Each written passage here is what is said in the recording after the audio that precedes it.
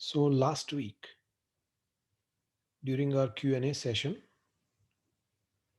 we discussed how difficult it is to cultivate compassion towards others. As I mentioned, it is a learned skill.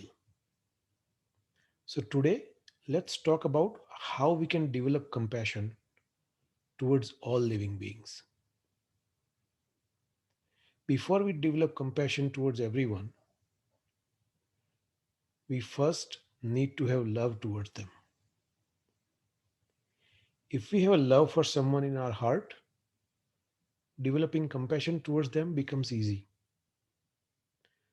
So, how do we develop love towards total random people and even people who do not care for us? So, let's start with types of love, right? There are three types of love: affectionate love, cherishing love, and wishing love. There's a book called Universal Compassion. I'm going to read a few sentences from it. We can understand these by considering the following example. If a mother is reunited with one of her children after a long separation, she is very happy and feels great affection for her. That special feeling of affection is affectionate love. Out of affection, the mother considers her child to be very precious, wants to take special care of her. This special feeling of caring is called cherishing love. Because she has affection and cherishing love for her child, if she sees that child is unhappy, she immediately wishes her to restore her happiness. This wish for others to be happy and to help them to achieve happiness is wishing love. So let's break it down. In simplest terms, affectionate love is to like someone. If we are in a family and we have affection towards each other, life would be much smoother. Similarly, if we have affection towards our community, we'll try to make sure that everyone is in our community is free from suffering. This affectionate love brings harmony and peace in the community. The easiest way to develop affectionate love is to think about how no one wants to suffer. We know that we don't want to have any suffering in our life, right? Similarly, no one wishes to suffer for themselves. Once we understand that all beings want to be free from suffering, we will develop affectionate love towards them, a warm feeling in our hearts towards them. It is difficult to practice this by trying to show affectionate love towards everyone at once, 7 billion people, and so many other non humans. So one should start by showing affectionate love towards a select few. That will be much more easier, right? And then we build on top of that. So we can start with members of our family or close friends. Then, as we get comfortable, we expand that circle. Cherishing love is to cherish other beings. We touched on this one in one of our previous sessions, I think. How so many people are trying to help our day go by smoothly. If we think about how many people were involved in the house we are living in, or bringing the water we drink every day, or food we eat every day, it is countless number of people. Just imagine, in this meditation session we are live, how many people are involved in getting this to fruition. Someone had to build this microphone I have, computer, so on and so forth, right? Once we realize this, we'll start cherishing others for all they do.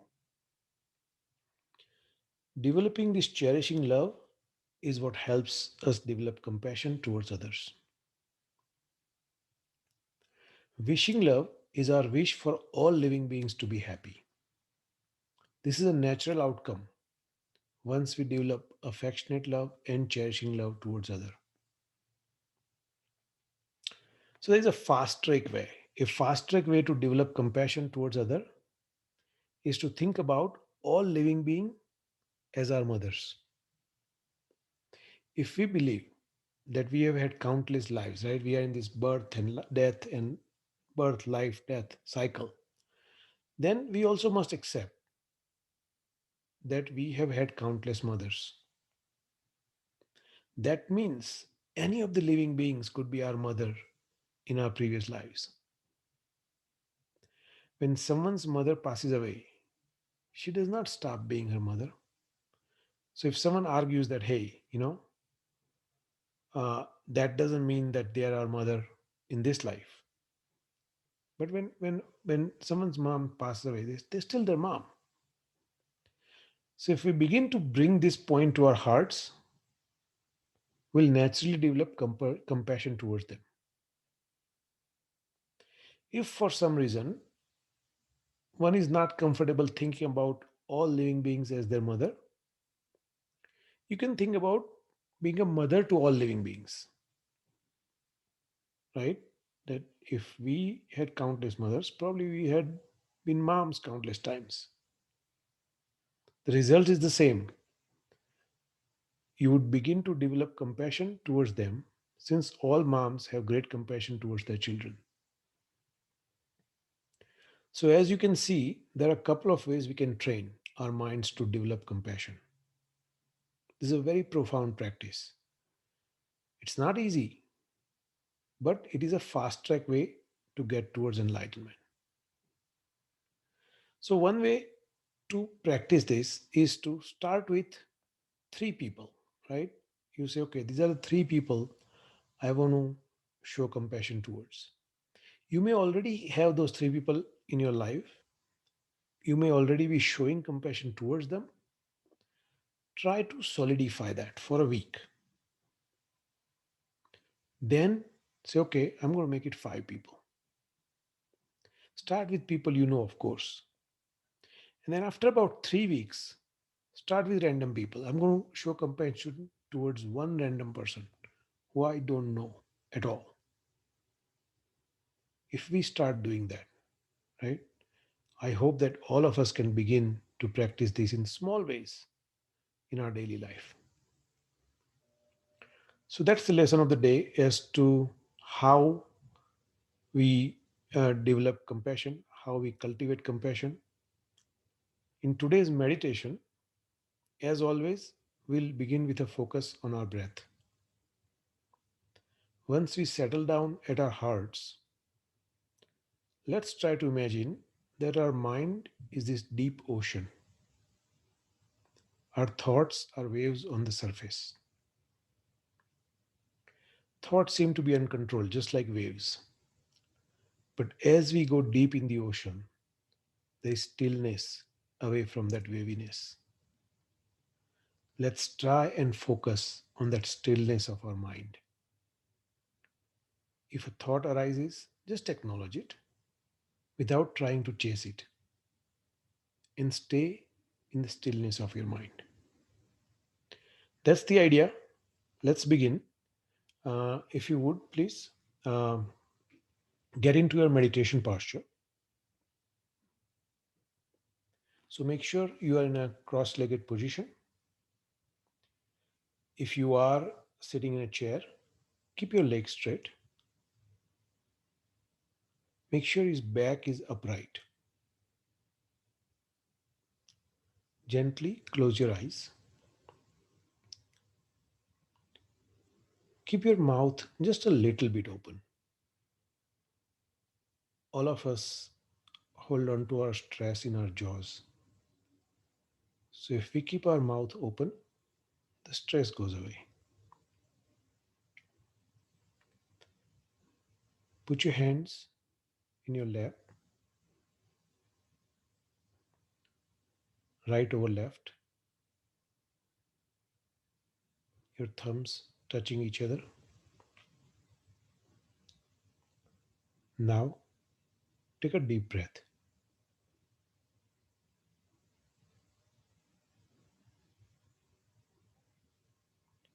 As you exhale, relax your muscles.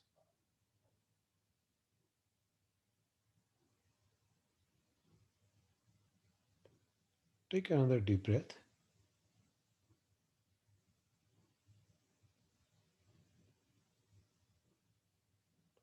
This time, visualize all the muscles in your body relaxing.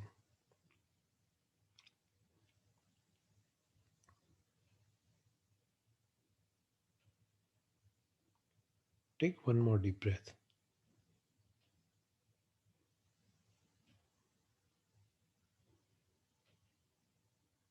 Completely let yourself go.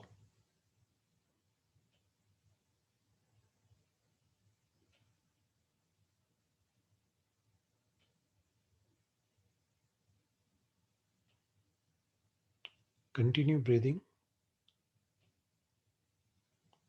Bring your attention to the sensation of your breath.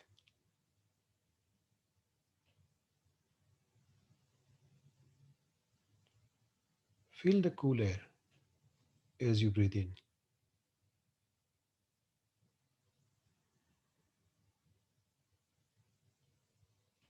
Feel slightly warmer air as you breathe out.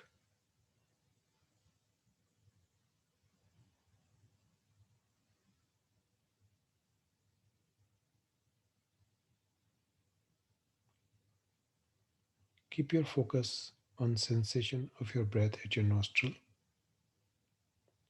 and keep breathing on your own for about a minute or so.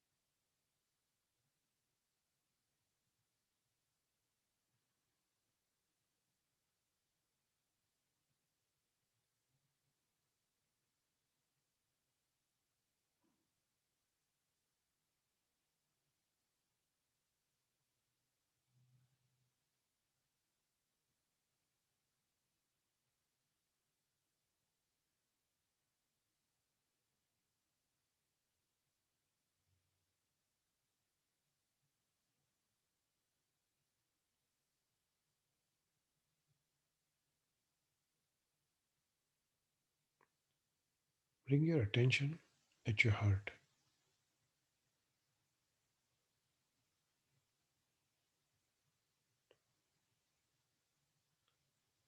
Feel the peace which your root mind brings.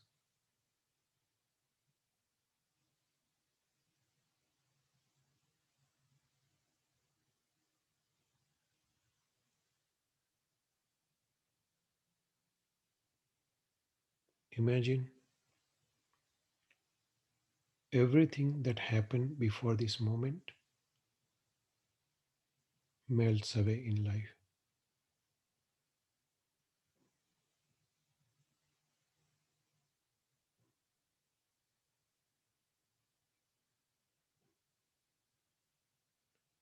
Things that have not yet happened don't matter anyway.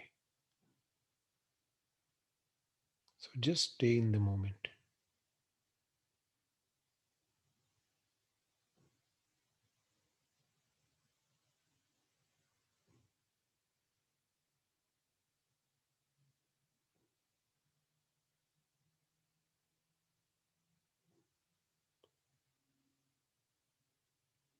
Notice how peace of this moment brings peace for the next moment.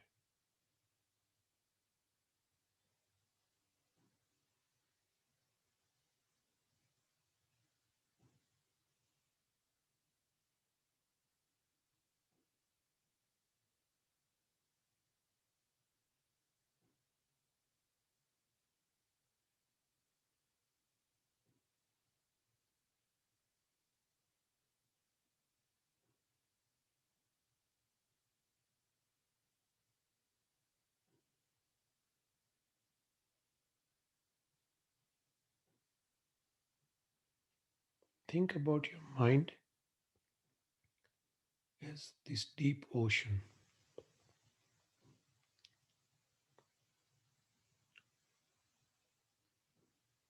Your thoughts are just like waves on the surface of the deep ocean.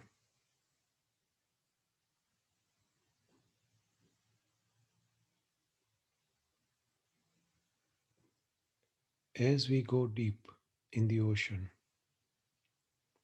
away from the waves,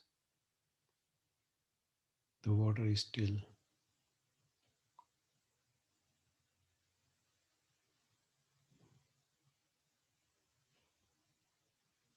And just like that, our root mind has this peaceful nature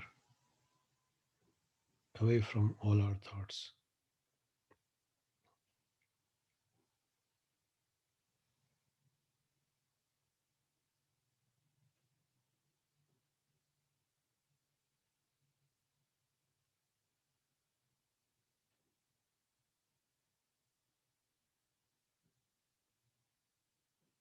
If a thought arises,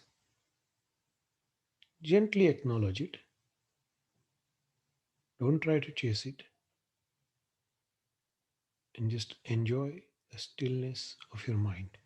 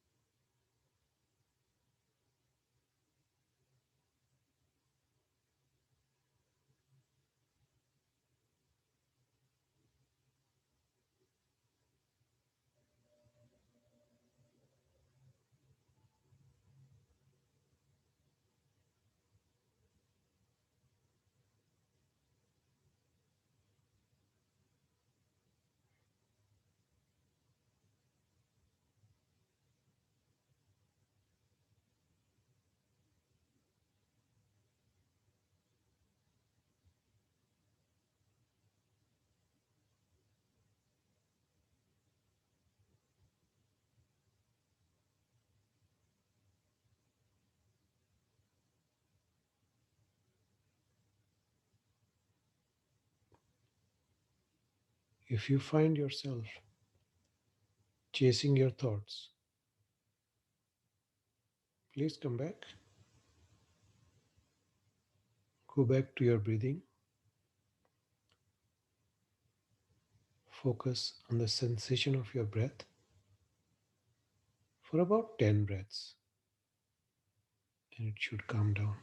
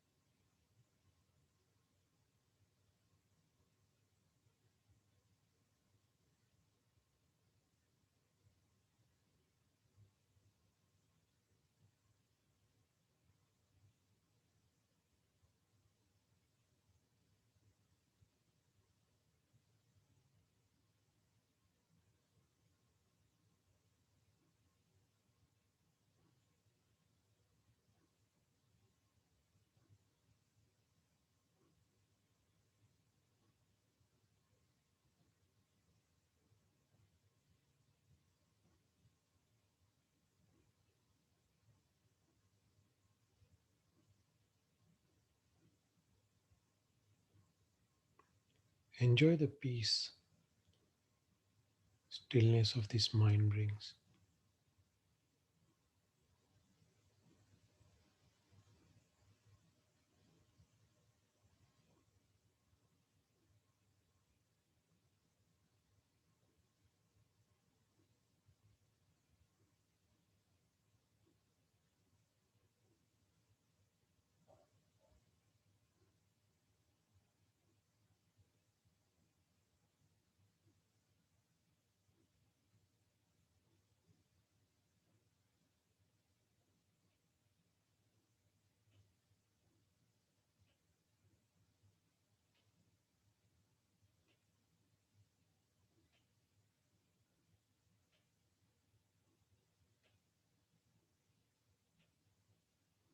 Again, if a thought arises, gently acknowledge it. Don't try to chase it, and it will go away.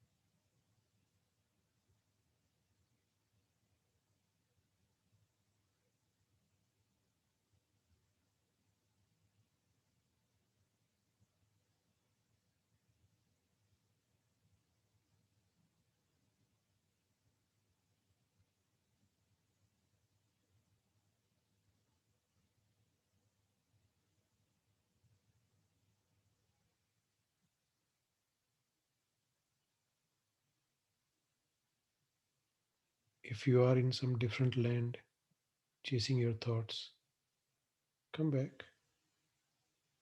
We are still in meditation. Go back to sensation of your breath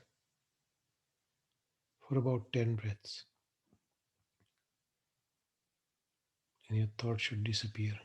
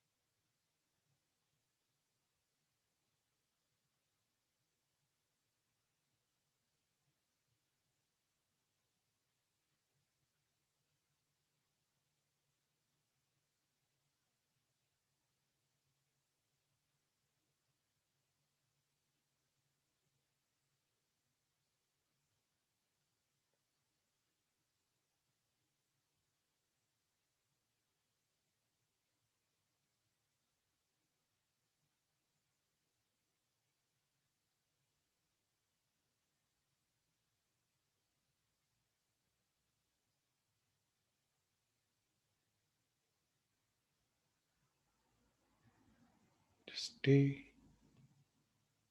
in the deep ocean stillness of your mind. Enjoy the peace that brings.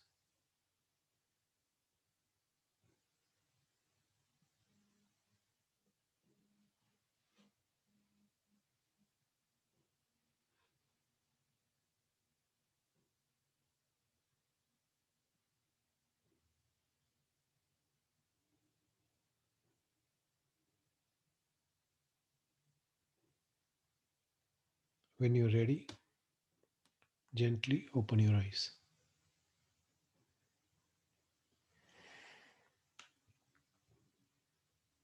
Okay. Any questions from today's session?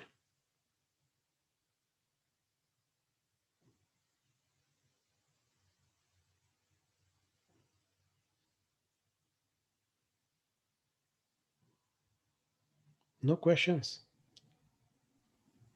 Go ahead, Sapan, Chirag. It's very hard to come back after vacation into the meditation. I'm regretting regretting the regression in the meditation, but No, yeah, the mind is wavering. it doesn't have to be though, Sapan, right? If we train it enough where it becomes instantaneous.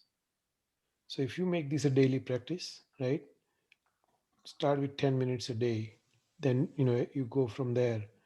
Um, I I have sometimes difficult days or difficult conversation with someone, and I'm able to just get back into meditation instantly because I want to get that off my head. So It's if you do this daily, it doesn't have to be difficult in a sense that it will just snap back where you left off.